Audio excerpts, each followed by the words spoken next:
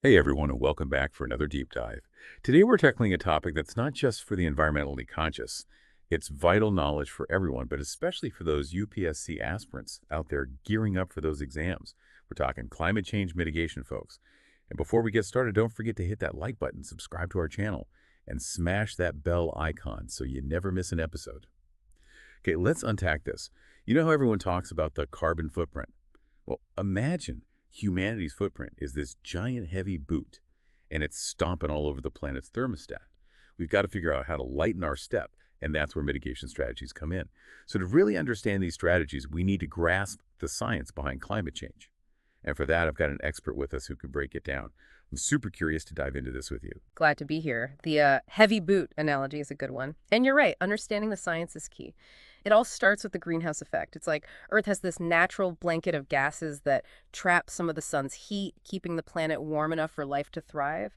The problem is human activities are pumping out extra greenhouse gases, thickening that blanket, and causing the planet to warm up too quickly. Yeah, I remember learning about carbon dioxide, CO2, in school.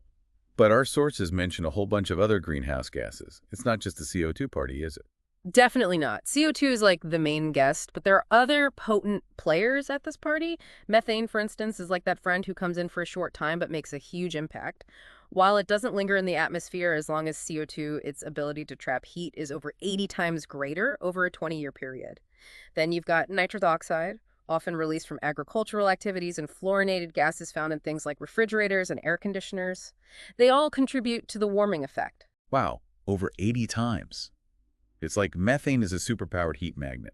It makes you realize that tackling climate change requires us to look beyond just CO2. Absolutely. And here's where it gets even more interesting. Our sources delve into these lesser-known culprits called black carbon and brown carbon. They sound a bit like supervillain names, don't they? They totally do. Yeah. Are these like the evil twins of CO2? Not exactly twins, but they do contribute to the problem. Black carbon, which comes from the incomplete burning of fossil fuels and biomass, is essentially soot. It's a major component of air pollution and has a direct warming effect on the atmosphere. Brown carbon, originating from sources like wood burning and agricultural fires, is a bit more complex. It absorbs sunlight and affects cloud formation, further influencing the climate. Okay, so we've got this complex cocktail of greenhouse gases, each with its own warming superpower. But how do we even begin to measure the impact of all these different gases on the climate? That's where the concept of global warming potential, or GWP, comes in. It's a way to compare the warming impact of different greenhouse gases relative to CO2. Imagine CO2 has a GWP of 1. Well, over a 100-year period, methane has a GWP of 25, meaning it traps 25 times more heat than the same amount of CO2 over that time frame. It helps us understand the relative potency of each gas and prioritize our mitigation efforts accordingly. So GWP is like a ranking system for greenhouse gas badness, helping us identify the worst offenders. Yeah. But our sources also talk about this thing called climate forcing. What exactly is that? Think of climate forcing as a tug of war between factors that warm and cool the planet. On one side, you've got the greenhouse gases we've been discussing pulling towards warming. On the other side are things like volcanic eruptions, which can release particles that reflect sunlight, causing a cooling effect. And of course, there are natural fluctuations in the Earth's climate system as well. Okay, so it's a constant push and pull between warming and cooling forces. Mhm. But I have a feeling humanity's greenhouse gas emissions are winning that tug of war right. Unfortunately, yes. Our sources highlight how human activities, primarily the burning of fossil fuels, have significantly tipped the scales towards warming. This human-induced forcing outweighs natural forcings, leading to the overall warming trend we're experiencing. That's concerning. And it's not just theoretical, is it? We're already seeing the impacts of climate change in the real world. Our sources paint a pretty alarming picture of these disappearing glaciers. Glacial retreat is one of the most visible and dramatic signs of climate change. These massive ice formations, which have existed for millennia, are shrinking at an alarming rate. And the implications go far beyond just losing scenic landscapes. Glaciers play a vital role in regulating water resources, supporting ecosystems, and even influencing global sea levels. Their disappearance disrupts delicate balances, creating a cascade of consequences. It's almost like these glaciers are sending us a warning signal, a giant SOS etched in melting ice. We can't afford to ignore it. Exactly. We need to act decisively and strategically to mitigate climate change and protect our planet's future. And luckily, there's a whole toolkit of mitigation strategies out there. One that's particularly fascinating is carbon sequestration. Imagine capturing carbon emissions and locking them away, preventing them from wreaking havoc in the atmosphere. It sounds almost like a superpower, doesn't it? Capturing those emissions and putting them in timeout. Can you break down how this carbon sequestration thing actually works? Well, nature's been doing it for ages. Think about forests. Trees absorb carbon dioxide during photosynthesis and store it in their wood, roots, and the surrounding soil. Carbon sequestration aims to mimic and enhance this natural process. We can capture carbon dioxide directly from industrial sources or even from the atmosphere and then store it in various ways. So it's like taking those bad guy emissions and tucking them away where they can't cause trouble. Okay. Are there different ways to do this tucking away? Yes, our sources delve into the three main types of carbon sequestration: ocean, geological, and terrestrial. Ocean sequestration involves injecting carbon dioxide into the deep ocean. But there are concerns about its potential impact on marine life, so it's an area requiring further research. Geological sequestration stores carbon dioxide in underground rock formations. This approach holds great potential for long-term storage, as the carbon dioxide can be trapped for thousands, even millions of years. That sounds promising. And what about this terrestrial option? Does that involve planting more trees? It certainly can. Planting trees, or afforestation, is a key aspect of terrestrial carbon sequestration, but it also encompasses protecting existing forests and restoring degraded ecosystems. Think about mangroves, for instance. These coastal forests are incredibly efficient at capturing and storing carbon, even more so than many terrestrial forests. Wait, so protecting coastlines is like investing in a natural carbon storage facility. Yeah. That's amazing. Is there a name for this coastal carbon superpower? There is. It's called blue carbon, and it's getting a lot of attention in the climate change mitigation world. Coastal ecosystems like mangroves, seagrass beds, and salt marshes play a crucial role in capturing and storing carbon. In fact, they can store carbon up to 4 times faster than terrestrial forests, and that carbon can remain locked away for centuries. Wow. Blue carbon sounds like a secret weapon in the fight against climate change. It makes you realize that protecting these ecosystems is just as important as reducing emissions from cars and factories. Absolutely. And that's why initiatives like the Blue Carbon Initiative are gaining traction globally. They focus on conserving and restoring these vital ecosystems, recognizing their significant contribution to climate change mitigation. It really highlights the interconnectedness of our planet's systems, doesn't it? We can't just focus on one aspect of climate change mitigation in isolation. It requires a holistic approach. I'm with you on that. It's like trying to solve a jigsaw puzzle. Mhm. All the pieces need to fit together. But let's zoom out for a second and think about the bigger picture. When it comes to tackling greenhouse gas emissions, where should we even start? Well, it helps to know who the major emitters are. Our sources actually break down global emissions by sector. Ready for a pop quiz? Which sector do you think contributes the most to global greenhouse gas emissions? Ooh, a pop quiz. Okay, let me think. I know transportation is often in the spotlight, but I have a hunch it might be something else. Is it the energy sector with all those power plants churning out emissions? You're on the right track, but the data might surprise you. While energy production is a major contributor, it's actually agriculture, forestry, and other land uses that take the top spot, accounting for a significant chunk of global emissions. Whoa, really? I wouldn't have guessed that. Oh, I guess when we think about climate change, we often picture smokestacks and traffic jams, not farms and forests. exactly. But it makes sense when you consider the scale of agricultural activities, deforestation, and land use changes happening worldwide. It underscores the need for sustainable land management practices and rethinking our food systems as part of climate change mitigation. Okay, so we need to tackle emissions from all these different sectors: energy, transportation, agriculture, and more. But how do we actually do that? Our sources mention this thing called carbon credits, and I've heard that term thrown around a lot, but I'm not entirely sure how they work. Imagine a system where companies are given a certain allowance for emitting carbon dioxide. If they exceed that allowance, they have to pay for it, essentially putting a price on pollution. But if they reduce their emissions below their allowance, they earn carbon credits that they can sell to other companies who haven't been as successful in cutting their emissions. It's like a market for emissions reductions, incentivizing companies to go green. Ah, so it's like a reward system for being environmentally responsible. And I've heard that India is becoming a big player in this carbon credit market. That's right. India is emerging as a leader in the carbon credit market, and this presents both opportunities and challenges. On one hand, it has the potential to drive investment in clean technologies and create economic benefits. But on the other hand, it's crucial to ensure that these carbon credit schemes are transparent, verifiable, and genuinely contribute to emissions reductions, not just greenwashing. That makes sense. We need to make sure it's not just a way for companies to buy their way out of responsibility without actually addressing the root of the problem. Speaking of different approaches, our sources also discuss this concept of carbon offsets. How are those different from carbon credits? Good question. While carbon credits incentivize emission reductions directly, carbon offsets offer a way to compensate for emissions that are difficult or expensive to eliminate completely. Imagine you're a company that needs to fly employees across the country for a conference. You know those flights will generate a certain amount of carbon emissions. So to offset those emissions, you invest in a project elsewhere that removes an equivalent amount of carbon dioxide from the atmosphere, like planting trees or supporting renewable energy development. So it's like balancing the equation, right? You're acknowledging your impact and taking steps to neutralize it elsewhere. But I imagine there are potential downsides to relying too heavily on offsets. There are. One concern is ensuring that the offset projects are truly additional and wouldn't have happened anyway. Another is the potential for double counting, where both the company funding the offset project and the project developer claim credit for the same emissions reductions.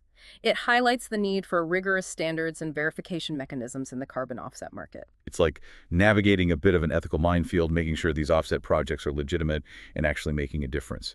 But beyond these market-based approaches, are there other ways to nudge companies and individuals towards greener choices? Absolutely. One policy tool that gets a lot of attention is the carbon tax.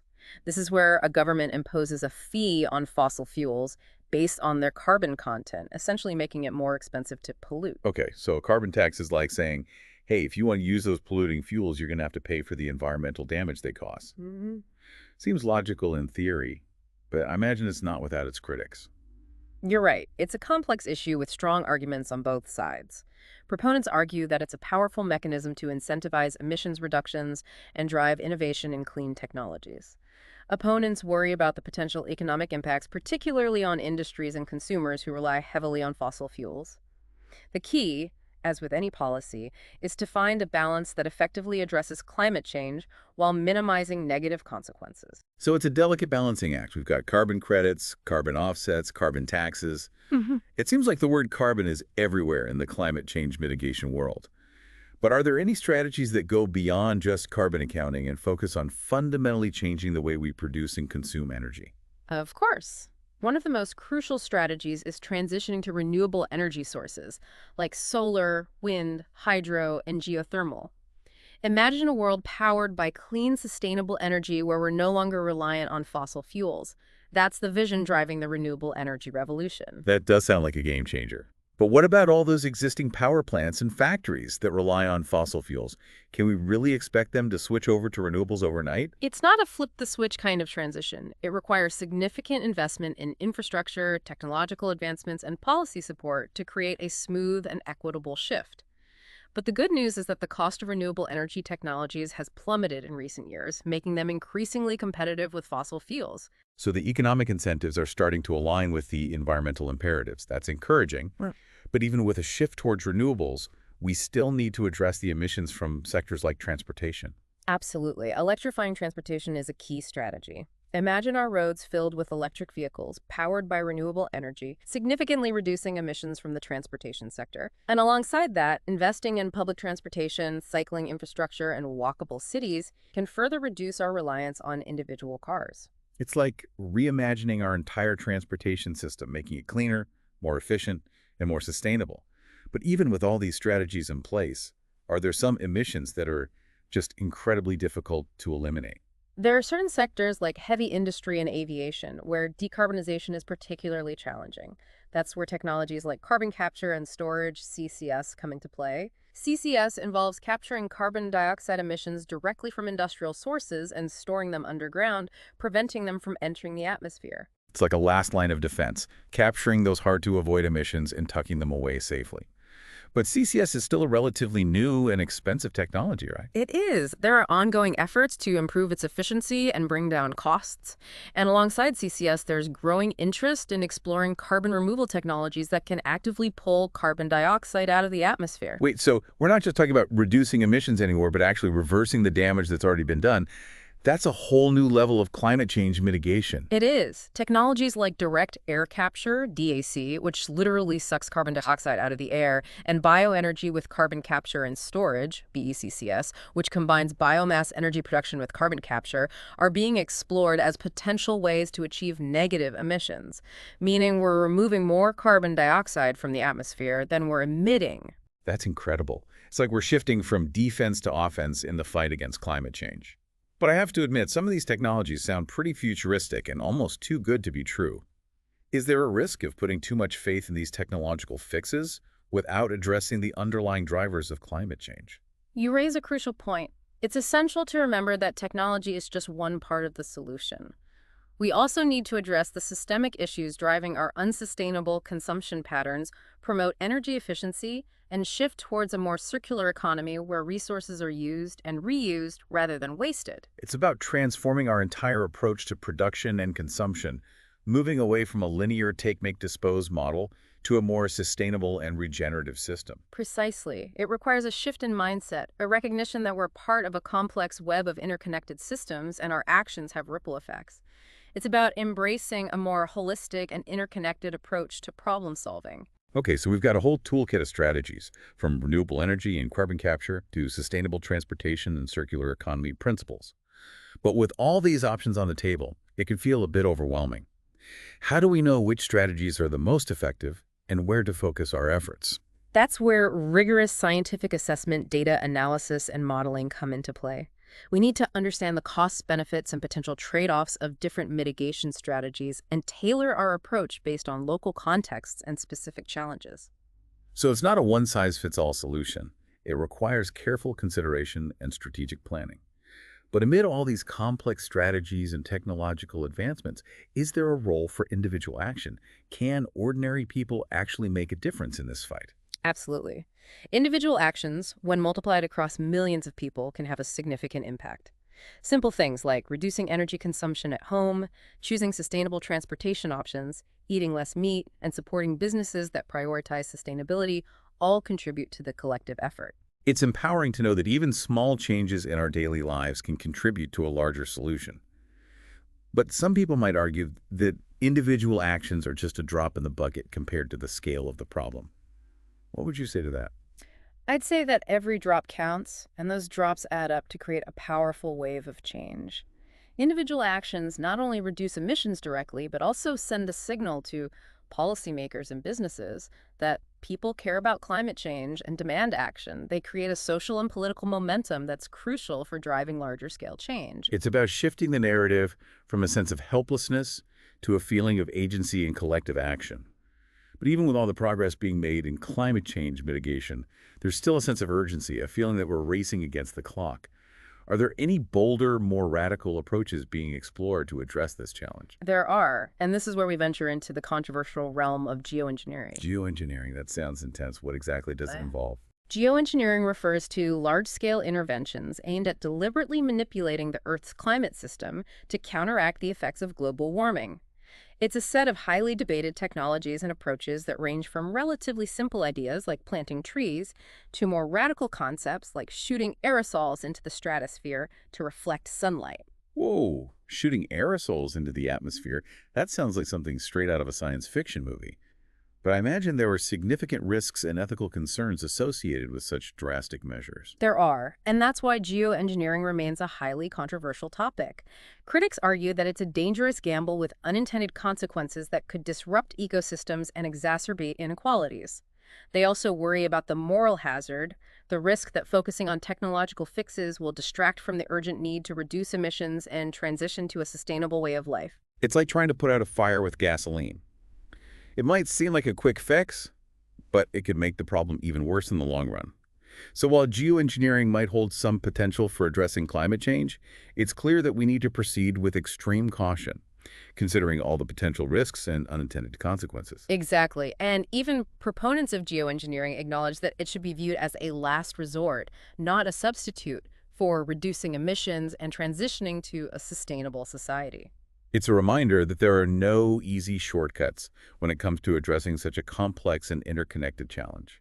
Absolutely. And it brings us back to the fundamental need for a holistic, multifaceted approach that integrates technological innovation with social, economic, and political transformation. Okay, so we've covered a lot of ground today.